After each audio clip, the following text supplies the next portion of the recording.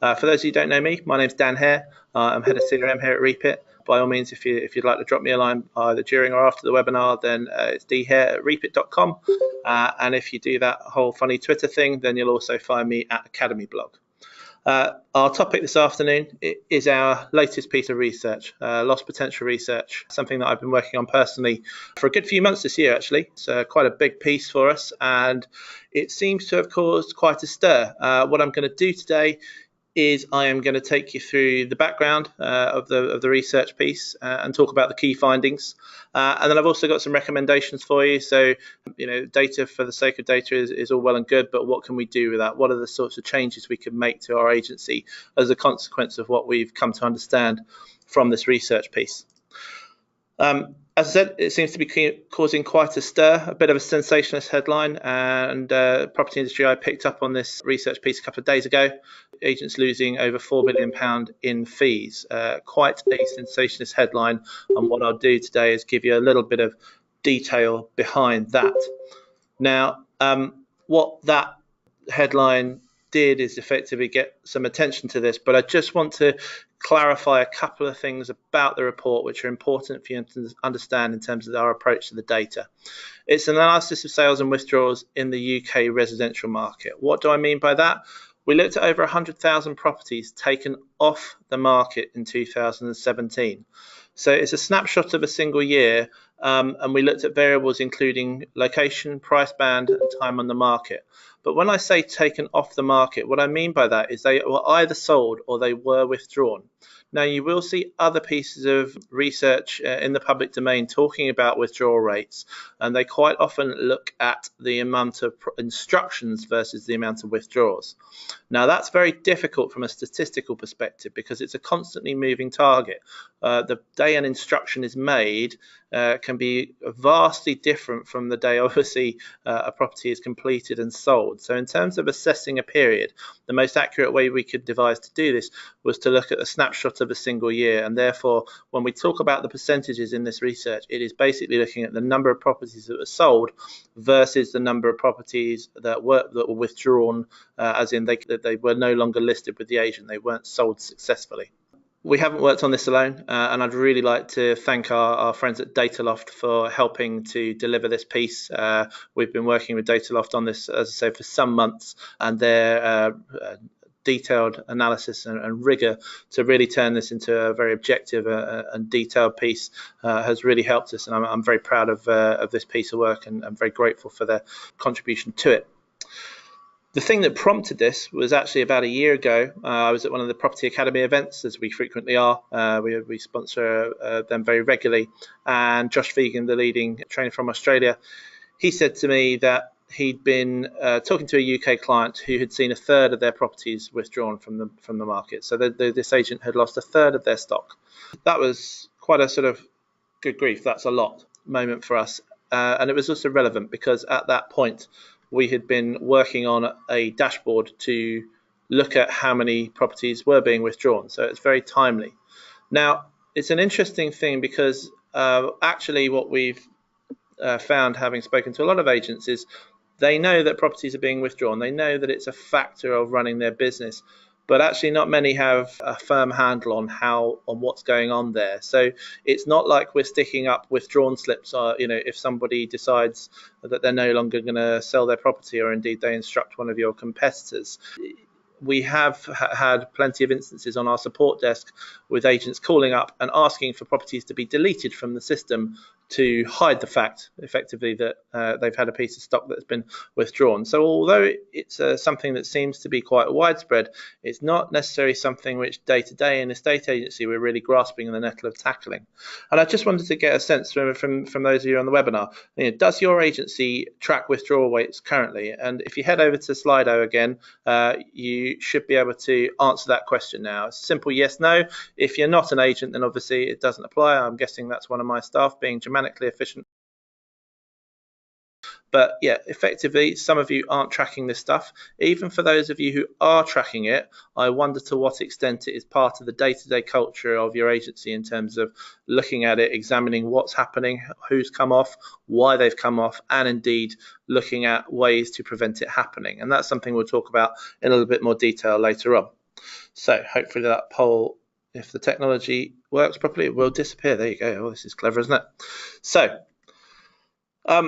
what Josh said to me is, think about this in marketing terms. A third of your clients actively recommending against using your company. Whatever the reasons for someone not selling through your business is, however unfair that might be as far as you're concerned, potentially that's a lot of people, saying on Facebook, putting reviews online, and all the other word of mouth channels that obviously we're used to using to support our business, potentially being a detractor to it. So it's really brought home, just what a potentially serious issue this was for us, and hence we decided to commission this very large piece of research. And as I say, this is over 100,000 property records we've examined in this piece. Quite often when you look at these sorts of research pieces, they will be looking at 1,000 records, maybe 5,000 as a sample to get a statistically valid result. By examining such a large number of properties here, we're very, very confident the numbers we're able to present with this are statistically robust. But onto the good stuff. What we found is actually it wasn't a third, it was 45% of all properties taken off the market in 2017 were withdrawn, but effectively nearly half. So that's shocking, because if you think about the amount of effort that goes into winning the instruction in the first place, and then once you've won it, the vendor care, the marketing of the property, and for such a large proportion of the business that we are dealing with to not go anywhere is really quite a surprise. Now, the other thing we saw was that higher priced homes were far more likely to be withdrawn. And when you look at that in detail, effectively, it really was a case of the pendulum swinging from one extreme to the other. So when you looked at properties below £250,000, it was a fairly healthy picture. 70% of those were being sold, 30% withdrawn. 250k to 500, 59% versus 41, still in favour of selling rather than being taken off the market unsuccessfully. But as soon as we go over the 500,000 mark, it goes below half. So from £500,000 onwards, and it gets worse and worse when you go to the very top end of the market, we saw a situation where effectively more properties were being withdrawn than were being sold. Now, in terms of this data set, as I said, it's 100,000 records, and there is a statistically valid, as in several thousand records that represent that prime and indeed super prime market. So even at the top end of those figures, which obviously there aren't many sales over 10 million, we're still very confident in the numbers. But that's quite interesting that you've got that swing. Now, what that meant geographically, of course, is you can probably guess what I'm going to say now. In Scotland, obviously the rules are slightly different. We saw a very low withdrawal rate, the best in the country. But obviously there comes a point in the Scottish system where once you're in the transaction, you're in the transaction. When we head further south, the numbers start to climb, and of course property prices climb in correlation with that. But the real standout was London, 61%, and that withdrawal rate, 61% of all properties in London being withdrawn, that had a profound effect on the overall percentage that we measured nationally. So that was quite a surprising figure to us, and quite a shocking one, quite frankly. The London in particular and the prime end of the London market last year seemed to really have to bear an awful lot of abortive cost in terms of properties being marketed. And of course, when you are dealing with £1 million properties in London, there is going to be even more significant costs associated with presenting those properties for sale properly. Now, one of the interesting things about when we look at just that set of withdrawn properties is that 38% of them had received an offer at the point that they were withdrawn. Okay, so traditionally when we talk about withdrawals, a lot of agents will talk about the quality of their sales progression. They will talk about aspects of their service which ensure that you get from an offer to a successfully completed sale. But actually, 38% of them, had an offer. Obviously, you can do the maths as to how many didn't. When we look inside that 38%, even more surprising, only 6% of their properties in question they had an accepted offer. So sales progression isn't, or we don't believe it to be, the issue with withdrawals here. So actually it's a relatively small proportion of properties that were being withdrawn past the point of an accepted offer. Most of the withdrawals were happening before they'd even had an offer, or indeed they'd had offers but they were rejected. And as I said, if anyone is mathematically challenged, 62% of the properties that we surveyed didn't have any offers on them at the point that they were withdrawn. Now, the other factor that was quite interesting with that is that 50% of the properties were withdrawn when they've been on the market for less than 4 months. So vendors' decisions to take the property away was happening there or thereabouts, for the most part, within the time limits of most sole agency agreements. And when we look at that cumulatively, effectively, we were losing a lot of instructions, a very surprising number, although it's a relatively small percentage overall. When you look at the cumulative effect, over 20% of the properties coming off within a month. And that was something which I was very, very surprised at. A matter of weeks, a property has been on the market and already a vendor is deciding to withdraw it from the agent in question. Now, that cumulative effect over the first few months obviously then plateaus out a bit when we go over the longer term. But the other thing is there was still a lot of properties, around 20% that are not being sold or being withdrawn after having been on the market for 12 months plus. So there's quite a long tail. So it's quite a difficult dynamic to contend with here. We've got vendors who are choosing to stop marketing their property with the agent quite quickly. And indeed, we've got some that are really plugging away at it for some time. But effectively, your stock, as is always the case, it's a liability until the point where it's completed and you've got that commission. We've seen that issue with properties sticking with agents. Obviously, a lot of them not getting offers.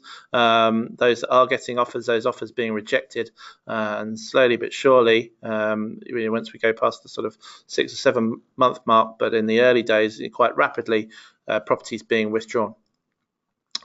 And that, I think, is probably something which we should perhaps think about in terms of customer service in the modern world. Again, another Australian real estate guru, Tom Panos, met him last November, and he told us a little story. He was waiting 5 minutes for an Uber the other day, and he started abusing the guy because he'd had to wait 5 minutes. And he said, "This is if you know Tom, you never get through a webinar with him without a few expletives. Don't worry, I'm not going there today." So the modern world that we live in, that sort of consumer demand for everything instantly, I want it now, I want it in my terms, 24/7 economy, that's something which I think, as agents, we have to contend with, because, the contrast is, just picture how a customer feels after an estate agent calls him back after 3 days. Now, we know in estate agency that unfortunately properties don't just sell the day after they go on the market, or if they do, then then great. But especially in a lot of parts of the UK at the moment, when I speak to agents, properties are sticking for some time.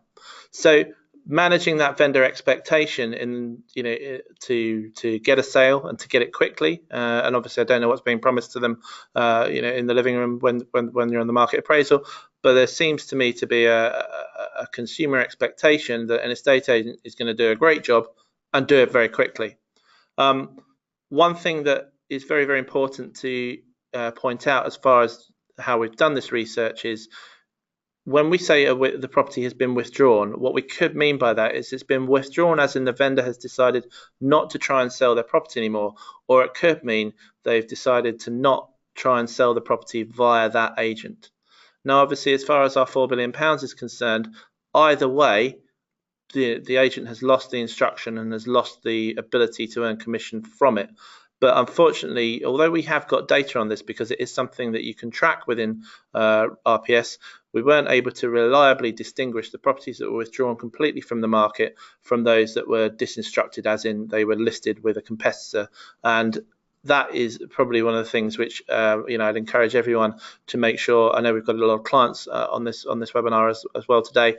Something that you should be tracking, something that you should be training your teams to make sure they make that distinction.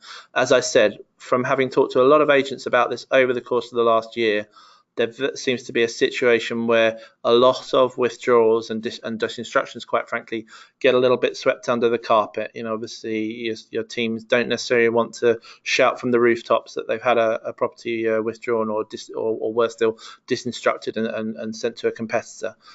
I think it's one of those things where we have to approach it constructively. If we measure it, we can improve it. And as I say, that customer experience, that expectation, is something which we need to grasp the nettle of in a number of different ways. I grabbed this off the internet just yesterday.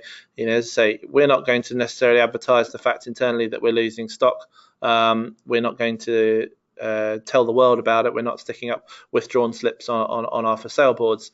But you just bear in mind the power of social and the ability for people to recommend against your brand. As Josh said to me last year, imagine not a third, 45% of your customers potentially actively recommending against using you.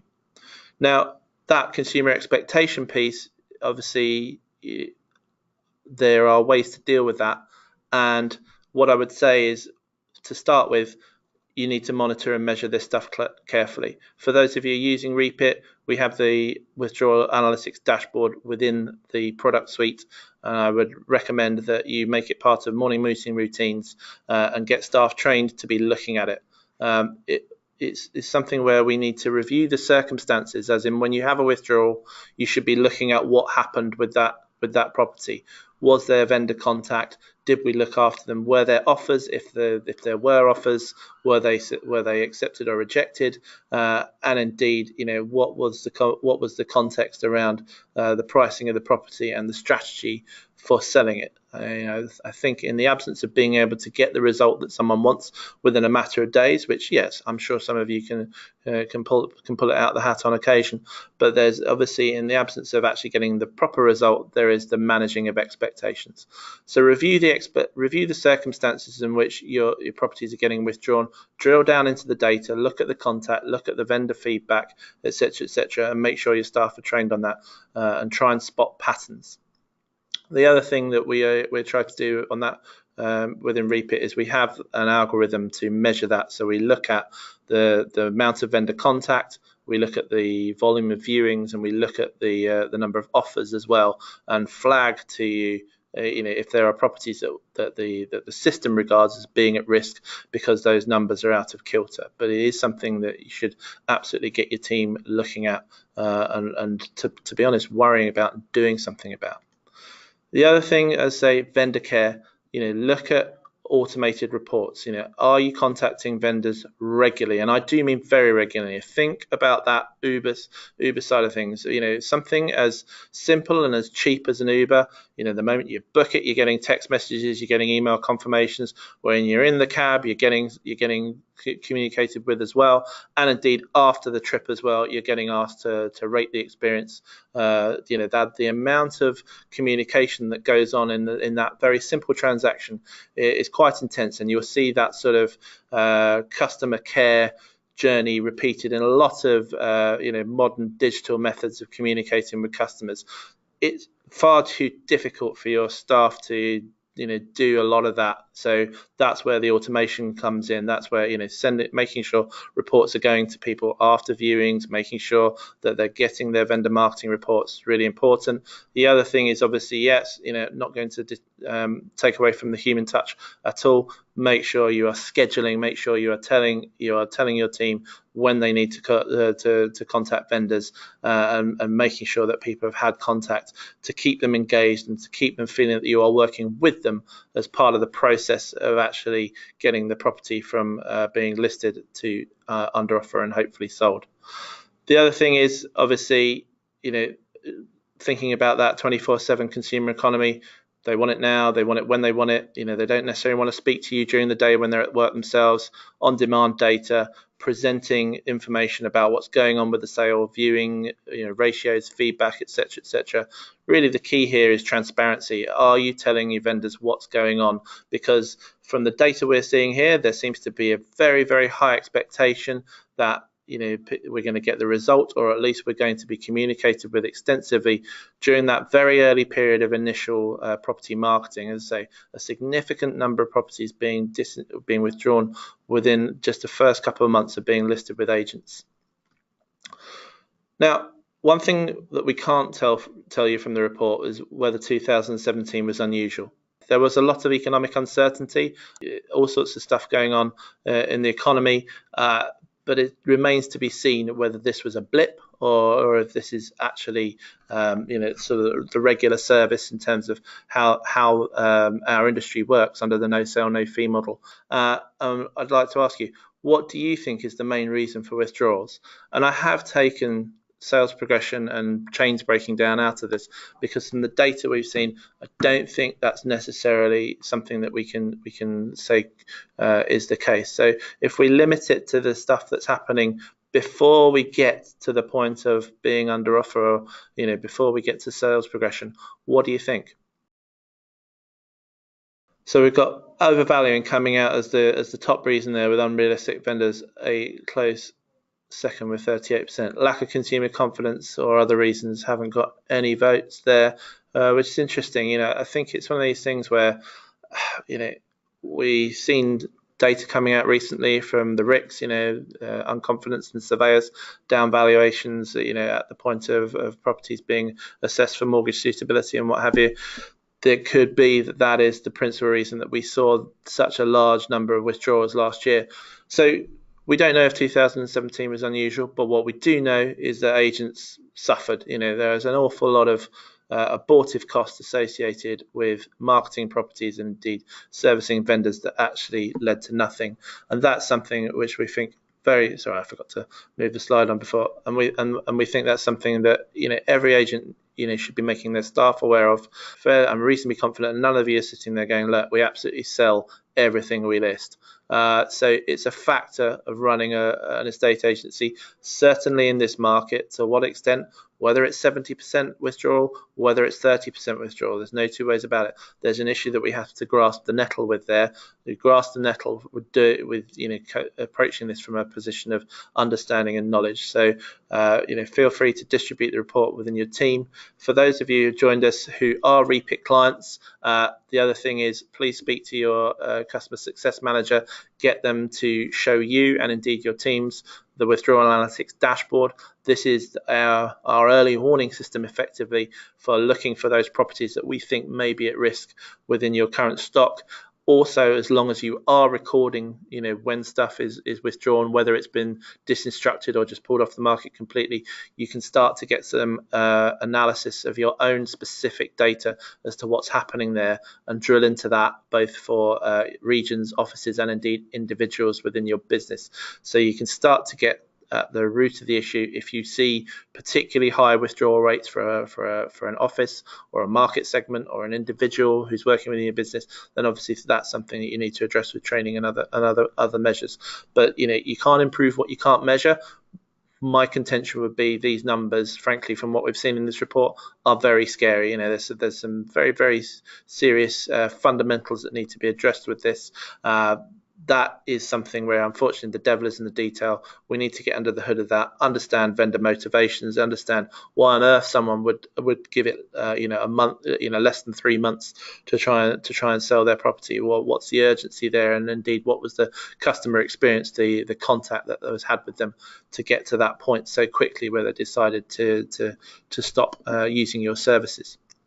If there is anyone on the webinar who's not using our tools, then of course we'd be delighted to show you more about that as well. So if you'd like to learn more about how we are trying to help our clients to prevent withdrawals, then please do get in touch, as I think this is very much an issue which we wanted to highlight with this piece of research, but in highlighting we're also very, very keen to help make it better. Right, so one question is, will these slides become available? Yes, well, absolutely. So as I say, for those of you who registered for the webinar properly via our form, you will automatically get a follow-up email with the slides. If you were forwarded the webinar details, then obviously ask whoever forwarded you the details to forward the research as well, or indeed you can go to that URL to register to get a complimentary copy. But it's free. It's a free piece of research. We're very happy to share this far and wide, because for us it's a very important piece. Okay, and that appears to be it for the questions. So unless there are any more, we're bang on 3:30. That's a good time for once, and the drilling didn't interrupt me too badly. So thanks very much, and we'll speak again soon, no doubt.